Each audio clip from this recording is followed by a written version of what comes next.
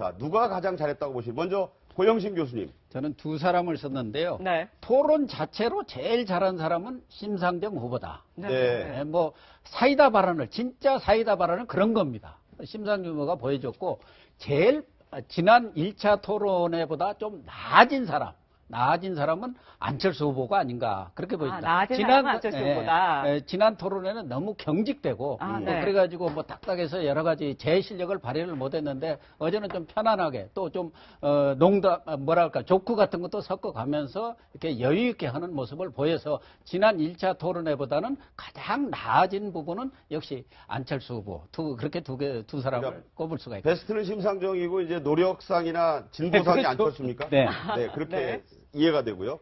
우리 교수님 어떻게 보셨어요? 저는 심상정 후보를 저는 선정을 했는데 그리고 100점 만점에 80점 80점이다. 줬습니다. 네. 뭐 나머지는 그보다 낮다고 말씀을 드리고 싶을 것 같은데 네. 심상정 후보의 아까 그런 발언들 있지 않습니까? 예를 들면 후보가 했던 말을 그냥 웃어 넘기는 문제가 아니고 특히 이제 홍준표 후보 같은 경우에는 여성에 대해서 비하하는 바나 이런 발언들은 상당히 중요한 문제거든요. 네. 이런 문제들을 검증하지 않는다고 하면 그분이 대통령이 됐을 때 여성 정책이 어떻게 되겠습니까? 그거는 심상정 후보의 어떤 모습을 보여주는 거냐면 끝까지 완주하겠다는 의지를 보여주는 거고요.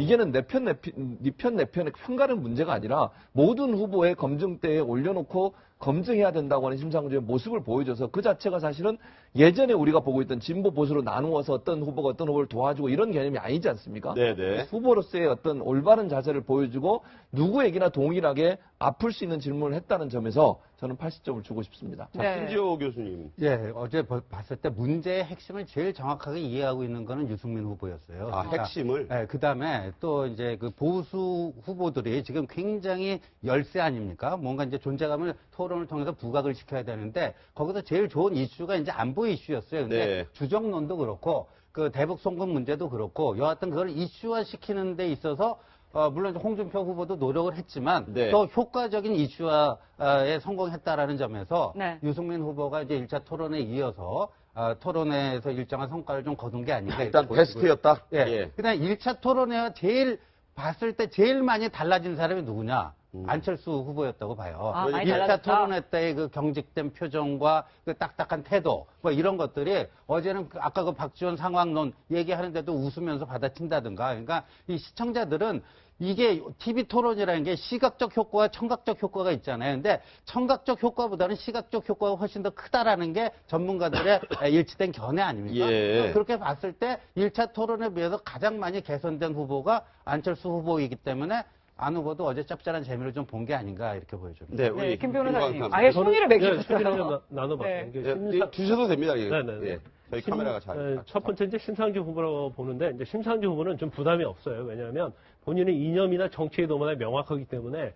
근데 어제 사실 문재인 후보에 대해서 질문을 많이 했잖아요. 네. 저는 그건 진보의 선명성을 나타내기 위한 방법이었다고 봐요. 그러니까 네. 본인의 이제 목적을 달성한 거예요. 이게 정의당과 본인 후보의 어떤 진보적 선명성을 문재인 후보를 공격함으로 말미암아서 차별을 하고 또 진보층을 좀 끌어들였다 그런 전략이 먹혔다고 보고요.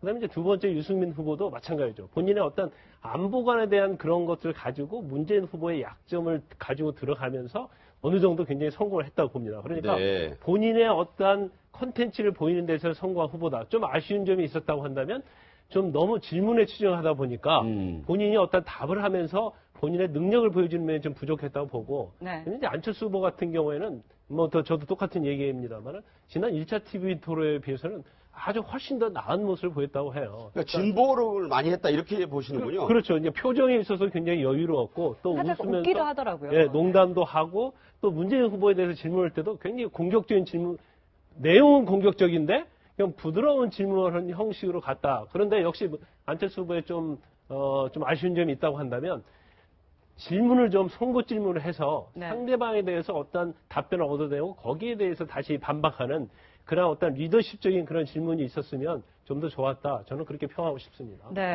저희 네 분 패널이 뭐 전체적으로 어떤 그 평가를 다 하신다고 볼 수는 없는데 보니까 이제 심상정 후보가 베스트 MVP로 꼽히는 것 같고요. 안철수 후보의 진보가 좀 돋보였고 나머지 후보들은 그럭저럭 선방을 하셨다. 네. 이렇게 이제 저는 봤습니다. 네. 자, 지금 이렇게 패널분들은 평가를 해주셨는데요. 자, 어제 2시간 동안 보조 의자에도 앉지 않고 팽팽하게 신경전을 네. 벌인 이 스탠딩 토론을 벌인 후보들 자신들은 어떻게 이 토론회를 평가했을까요? 자, 토론 후에 기자들이 물어봤습니다.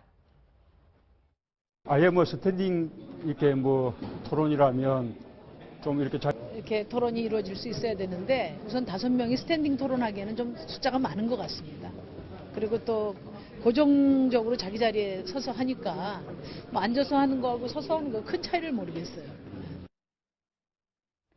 제가 좀 네. 들어보니까 네. 일단 세워놓고 움직이지 못하게 하니까 다리 아파 죽겠다 이런 말씀을 공통적으로 하신 것 같고 체력장 테스트냐 예전에 이 대학 입시 때 체력장 테스트가 있었습니다. 요새 젊은 세대들은 이해를 못하시겠지만 그 다음에는 또 그런 얘기들이 있네요. 표정 보면 아 누가 좀 잘했구나. 홍준표 후보가 저 이정희 후보 보는 것 같다고 해서 그런지 홍 후보와 좀 더 얘기 못 나누겠어 아쉽다. 네, 유승민 이런- 후보가 그렇게 얘기를 했죠. 네. 자, 보셨으니까요.